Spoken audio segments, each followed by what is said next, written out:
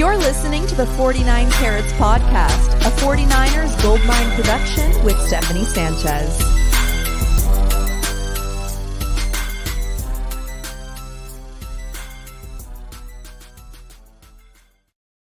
What's going on, everyone? Welcome to another edition of the 49 Carats Podcast. I'm your host, Steph, and I'm back with another prospect interview.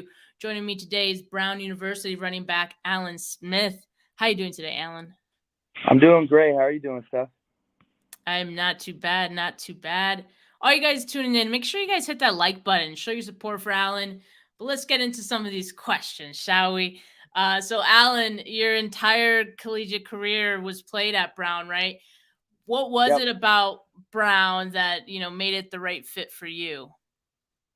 Yeah, so upon choosing college and going there, obviously a team that offered me, and to be honest with you, didn't really have much interest to go there when they originally offered me. But in speaking with the coach, took the visit there, and I loved it there. And I always kind of had two goals in my life, just kind of thinking about career, long-term goals since I was a kid. Which one was be an NFL player, and the other was to be an entrepreneur. And so, I thought that Brown was a great place that I could do that. Great football, D1 football, good competition, as well as just, it's an Ivy League education. So, setting myself up for, life after football, with that networking, that Brown has access to and education. So, yeah, and it just, when I, obviously I had the option to use my COVID year to go back or to Brown or go elsewhere, and I ultimately chose to go back because I feel like it's a program that I could thrive in and develop, and so the community there is great. So ultimately why I chose Brown. And I know there's been a lot of, NFL players, former Ivy League, players that have, gone on to the NFL. So definitely a good place to, get the education, as you mentioned, and, have a chance at the NFL. Was there a year at Brown where you felt like the game started to slow down for you a bit and things just really started to click? Yeah, that was, I'd probably say, my sophomore season, so the 2019 season. Was say that was when I really figured out who I was as a player. And the game slowed down. Started, my football IQ increased. Just a lot of film study, a lot of prep, and so they started to click for me for sure from that perspective. And, we mentioned the fact that Brown's Ivy League school. And so it might be safe to say that you're smarter than the average bear, right? No pun intended. Right. Do you feel like that helps you, like in the mental aspect of football, maybe studying the playbook, processing quicker, things like that? Yeah, for sure. I think that, being able to, like I said, it's a rather rigorous, academic curriculum, and truly had to manage, that curriculum with being a Division I football player was no easy feat. So definitely, managing that, helped me to grow in my study skills, and that applied, like I said, with the playbook, my discipline, with my training, my playbook, and the mental side of it, the mental side of the game too as well. So yeah, I feel like it definitely helped me, just become a well-rounded athlete, a better athlete, for sure.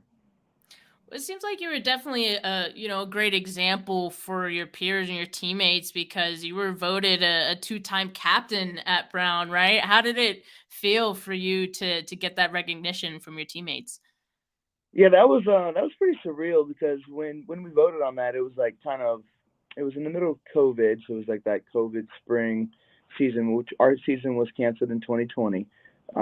So we didn't have that season, but I was on campus. We were on campus doing limited workouts, and then starting to do more spring ball stuff. And then we're on Zoom, and because we did a lot of our Zoom meetings because of the amount of guys for our team meetings. And yeah, they announced captains, and I was one of them. And that was a pretty surreal moment. I was super honored, super humbled by the fact that my teammates saw me in that way and saw as a guy that they thought could lead them. So yeah, that was definitely a special moment, and yeah, just super honored and humbled to have been two-time captain. Because I think there's only been 5 two-time captains in Browns history. One of them, Michael Hoyt, right before me, my former teammate. He plays for the Rams now. So, yeah, it was definitely honored to be, in that company. Nice, and it definitely speaks to your leadership as well. Now, when it comes to film study, what are some of the things you look for in opposing defenses that you maybe try to exploit?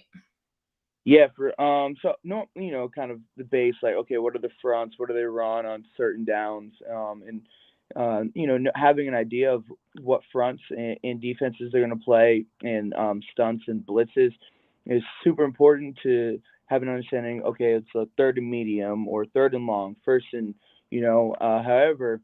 That they have tendencies. So studying those percentages, the tendencies, and yeah, being able to exploit the fact that, okay, in this, say, okay, like third and 7 to 10, they never run a plug. They're an edge blitz team, so I'm able to get out in my route faster.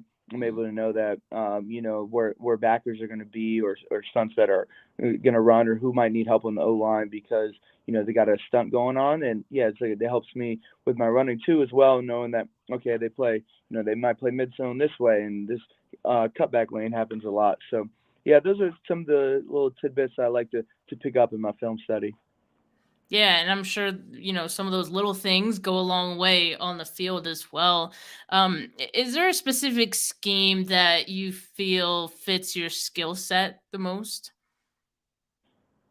I think I'm a very versatile player, ability to run, catch, block. So I wouldn't say there's like a specific thing. I really honestly enjoy doing it all. But I guess if you're asking kind of like for a favorite play, I love the outside zone, the stretch plays where you got multiple running lanes. So yeah, but I like to get the ball out of the field too and make plays with my feet. So yeah.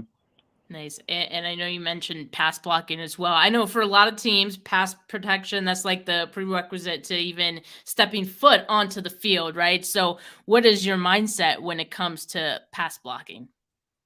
Yeah, the mindset honestly kind of is the same as the running mindset. Is I've got to take this as it's a full rep. It's yeah, I got to get this play. My quarterback's relying on me, my team's relying on me, the O line's relying on me, receivers are relying on me. So I take a lot of pride in that blocking because it's quite a good feeling knowing that, okay, I got this blitzing backer coming.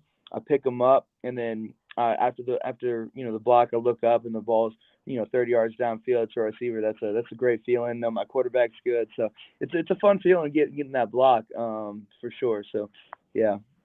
Yeah, for sure. And it's really like it's one on one, right? So like being able to know that you won that rep, I'm sure feels great. So you got to work out at two different pro days, right? Ohio State, and I believe the other one was Holy Cross. Yep. Yep. So I'm sure those opportunities were huge, especially the Ohio State, because it seemed like anybody who was somebody at like a front office was there, right? So you definitely had a lot of eyes on you there. How did it feel to well, first, how did that kind of come about, that opportunity to participate at both? Yeah. So the opportunity came about. So with the pro day, you can do it at your school or locally. Within I think it's like a 60-mile radius or something like that from your school. I'm from Westerville, Ohio, which is about 20 miles from Ohio State. So yeah, I knew some people. Just asked, like, I actually just kind of like reached out to Ohio State, like, hey, I'm local. Can I come hop in this pro day? And obviously, I got in, so that was definitely a blessing. The fact that I got in because I knew it was with CJ Stroud and other premier athletes there that there was going to be a whole lot of NFL staff there, and so. And then the Holy Cross one was just a local one, and Brown, up in Rhode Island, New England in the springtime is it could be snowing, it could be raining, it could be dry. We don't have an indoor, so somewhere else rather than Brown. But yeah, so it was a great experience. It was kind of the Ohio State was kind of surreal because so I went in there. I was in the locker room with all the guys and stuff, and then we go in the weight room to get our weigh-ins and our height. and then all of a sudden all the staff come in. So I think I saw like the day before it was like there's supposed to be 118 NFL personnel there, which was crazy. So it was pretty absurd to see everybody walk in. I'm like 10 feet away from Coach Tomlin and Coach Carroll and kind of Coach, yeah, everybody, like I said, GMs and everything. So it was pretty cool experience to be able to go in there. And I love the fact that you kind of made the opportunity for yourself, like reaching out to people and, shooting your shot. I like that. And it definitely worked out. Did you feel like there was increased interest in you after that pro day or either of the pro days that you had? Yeah, no doubt. Yeah, so like I said, I knew it was coming from a smaller school and battling the we are in the Ivy League FCS ball, obviously much smaller than the FBS, programs and kind of overlooked sometimes a little bit. So I knew I had to scratch and claw at every single door that I can to, to kind of pave my way. And that's what I've been doing. And that's why, said I'd try to get on that pro day because I knew it was going to be an opportunity for me to go out and show my athleticism and draw heads toward me. So, yeah, it kind of, kind of played out that way, and definitely drew some interest. Definitely turned some heads, which was my goal. Got to talk to a decent amount of teams. I think all but 2 teams were there, so probably talked to after the pro day at Ohio State. Probably talked to half of them then. So yeah, definitely drew some attention there with having the numbers that I did, and then I actually went straight from Ohio State from their athletic facility got dropped off at the airport, hopped on the plane, landed in Providence, stayed the night, and then had Holy Cross the next day. So it helped too because there was a couple of teams that were at Holy Cross that were at Ohio State, and so they knew who I was going in because of the day before. So yeah, it definitely helped gain some interest after that pro day, after the day that I had. Did you even have all of your results from the Ohio State pro day before the Holy Cross one? So I kind of Ohio State eventually they put them out. I think like a couple hours. I think I was sitting in the airport about to get on the plane when the official. Okay. I think someone sent it to me. I didn't even know. So yeah, someone sent it to me. So I didn't know. No, going to the airport, I knew. I knew 2 numbers because the broad jump and which was 10.6 and the vert 38.5 because they called them out at the Right, moment. yeah. No, yeah, I Right. didn't know. I didn't know the 40, the shuttle, the short shuttle, or the L cone. Getting on the plane until that time. So then you did do those same ones again, right? Because if you liked the times at Ohio State, you could have just sat on those numbers, but you didn't know them, right? So you had to kind of do it again anyway. No, so I didn't end up testing Holy Cross because I got the results. Oh, okay. Yeah, so I just went and did the RB drills and ran some routes because I didn't get to do that at Ohio State. So yeah, I didn't test the Holy Cross. Went and just did the drills and everything. So. Okay, awesome. Yeah. Yeah, I'm sure that was like a pretty maybe exhausting couple of days for you, but I'm sure it paid off in the end. And being a smaller school prospect, did you feel like you got some extra juice to try to beat some of the numbers that you saw at the combine? Yeah. Obviously being an athlete, being a football player, and competition, a highly competitive sport. There's always that competitive drive. I'm going to go out here and prove myself. So, that was obviously the big opportunity there at Ohio State too. Is like, with some of the best athletes in the country at Ohio State, and just being able to go, it's like, hey, I can compete with these dudes, and I belong on this level too. So, yeah, it was definitely a competitive drive to, kind of see the numbers. And like I said, knowing it was, I'm coming from a smaller school, I obviously don't have as many eyes as the other guys. Like, hey, I can do this. I can do this too. So yeah, it was definitely a competitive drive for sure. For sure. I love it. And now that you're done with this speed and agility based training, what does training look like for you right now? I know it's probably more football based. Yeah. Yeah. So like I said, it more, football based now because it was, very monotonous, very mechanical, very, particular to, it's like training for a test, with the pro day. So, and then we kind of transition, into the football training. So lots of change of direction, lots of top end speed, acceleration and stuff. And so, yeah, a lot of football drills, running routes, catching balls, running back drills, bag drills, weightlifting. So we're focusing on explosion and stuff. So yeah, this side of the training is really fun 'cause it's like I'm doing really football now. Like I'm Yeah. preparing to play football. Hopefully, be in a camp in a couple weeks. So it's fun to do this training. Is there any specific that you're trying to improve on leading up to the draft? I know you mentioned like trying to get more explosive. Is that like what you've kind of been focused on more so than anything else?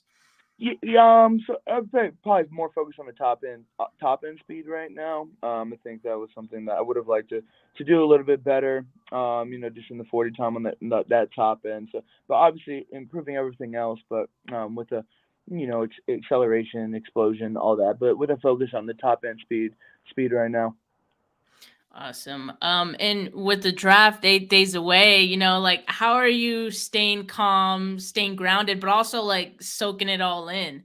This is a big moment for you. Yeah, yeah. So it's definitely a big moment, and I think I gotta be honest. Like where my peace comes from is my faith. My faith in Jesus and the fact that I'm just trusting that everything's gonna work out the way that it's supposed to. So I feel like you can't let your highs get too high, and you can't let your lows get too low. So that's important for helping me just stay grounded over the past. Because I said it's a lot.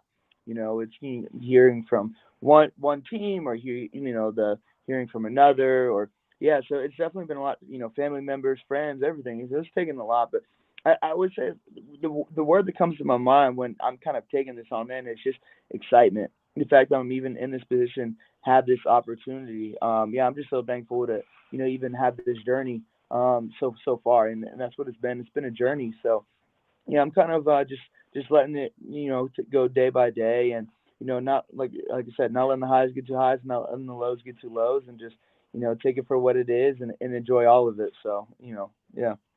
Yeah, I love that positive attitude. It seems like it's definitely the way to go. Now, I always like to end my interviews with this question: what is a team? What is a fan base getting with Alan Smith, both on and off the field? Yeah, so a team and a fan base is gonna get the guy that